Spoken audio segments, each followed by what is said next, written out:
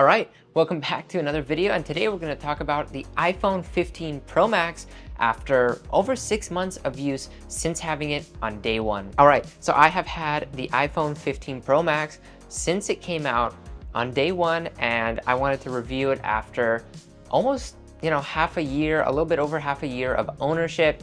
What has my use case been? How have I seen it do well, and how have I seen it kind of falter?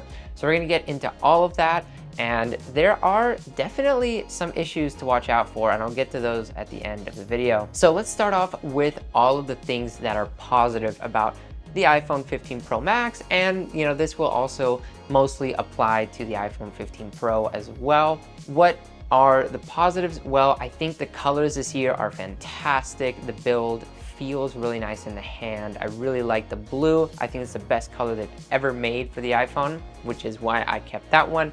You can see, what that unboxing experience was like right here, but I think the blue kind of is under the radar, the better color than the natural titanium, which it seems everybody is getting, but that is also fantastic. So build quality has been really good, but I will say, this is the first time I've ever broken the glass on my iPhone. So actually the front screen on my iPhone broke, and this was with a screen protector on it, one of those tempered glass screen protectors. So, that's just the way the cookie crumbles sometimes. It was really unfortunate. It didn't even fall from that high or onto any particular surface. It was just falling onto the ground from about waist high. So it really depends on how it falls and in what circumstance. But yeah, I think the glass is still pretty tough and very resistant to scratches and such, especially the back glass. I'm really surprised at how strong that back glass is, because I mostly run my phone without a case and it does just fine.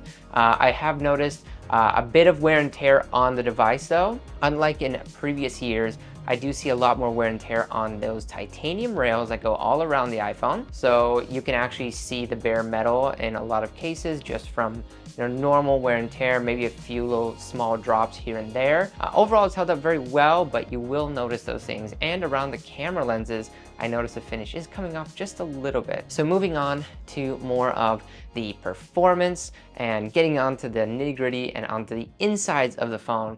So of course, this device has the A17 Bionic Pro, I believe is what it's called.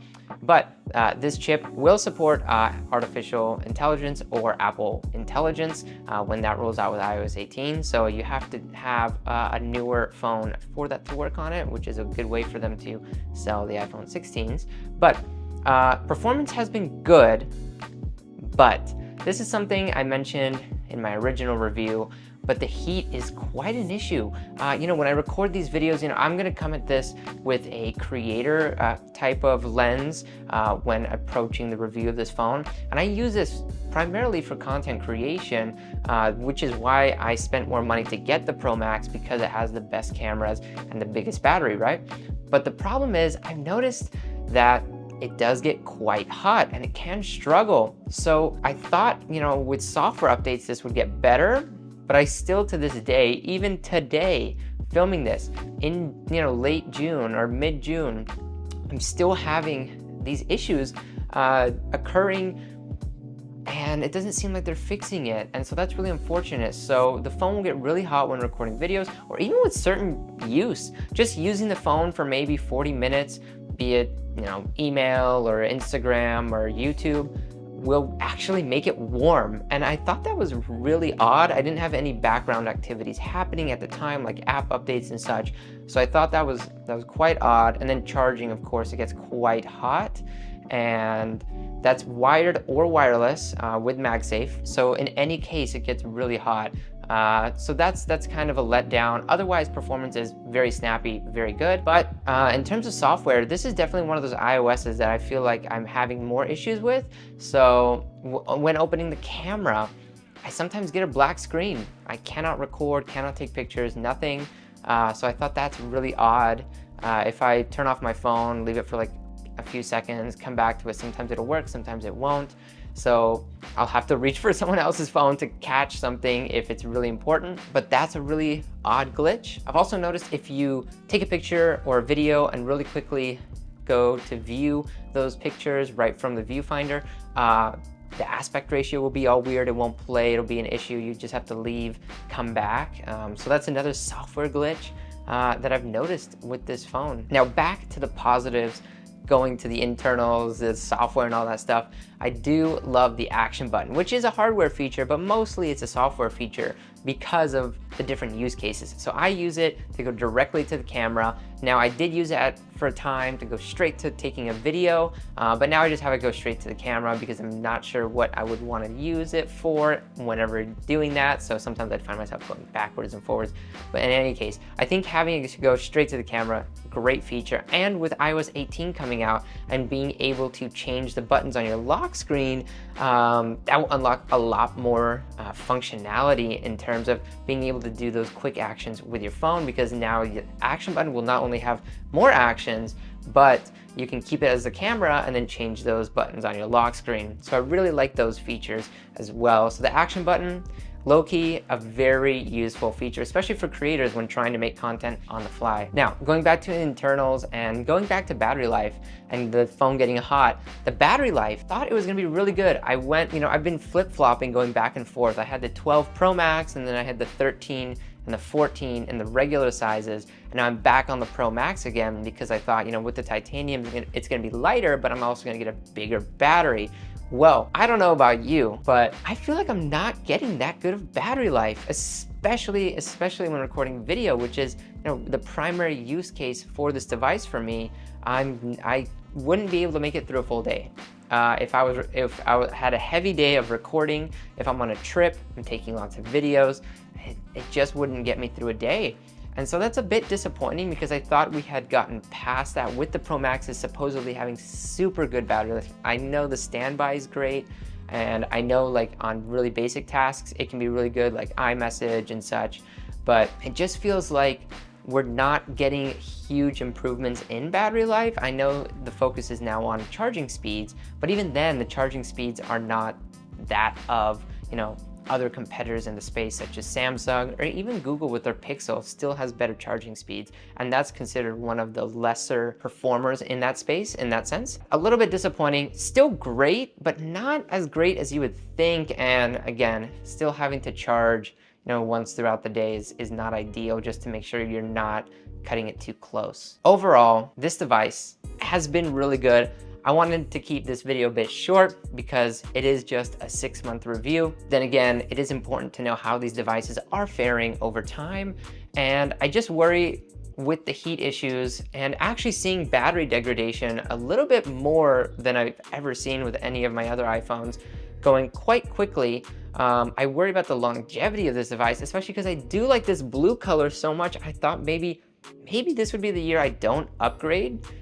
Just because I do like this aesthetically, but I think I might just because of the battery not keeping up with how it's supposed to last, and so that could be an issue. We'll see after the full year review, but right now with all the improvements coming with iOS 18, I think this device is going to get really a lot more powerful.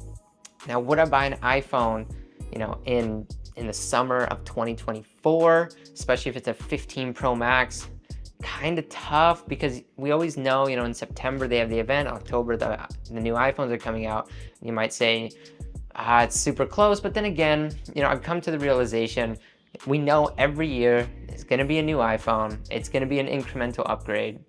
So if you're just thinking about it, probably this late in the cycle, you're gonna get a good deal on an iPhone. So you might as well go for it. You're not going to be missing out on very much, especially, I might be wrong. I hope I'm wrong, but you're probably not going to be missing out on much with the iPhone 16. So you might as well go get one if you've been eyeing it. But if you're coming from an iPhone 14, just don't. I have friends that are on the iPhone 15 Pro or 14 Pro, and they see no reason to upgrade. And honestly, I agree with them. There's no reason. The only reason I upgrade is for YouTube and for making content, but otherwise I don't know if I would. I do love having the newest tech, but I think that is a pretty hefty price to pay for incremental upgrades. Now, I love to see, new improvements. So hopefully they bring those. I have been taking, spatial video and all that kind of stuff for the Vision Pro. I've been trying to use this phone to the max, using the AR when, maybe shopping for furniture and such, and really enjoying the build by not wearing a case. So having to feel that titanium is really nice. I hear they're gonna go polish this year, so I hope not. I like the matte finish.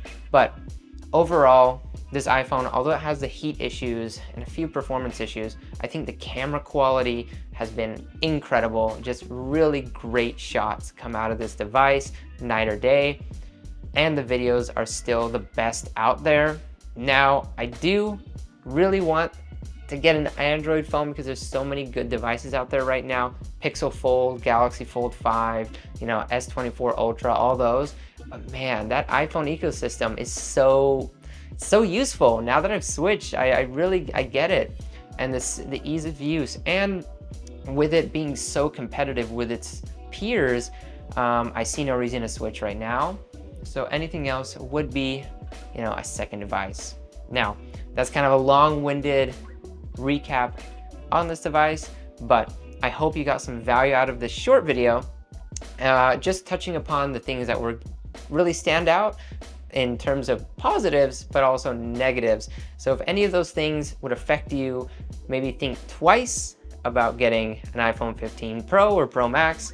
By the way, if you're just going for the regular iPhone 15, just don't do that. It's not worth the money, especially over the iPhone 14 or even the iPhone 13. There has been even more minimal updates to those devices, especially in terms of the hardware in the processors. Those have not really held up as much as you would think, especially with going to this new Apple Intelligence. They're not going to be able to use that, I believe. Yes, I believe they won't be able to use that. So, there's no point in spending more to get a device that's going to be outdated in a few months. So you might as well save the money on a different device or just wait. So that's been my take on the iPhone 15 Pro Max. Hope you liked it. Have a beautiful day. Like and subscribe.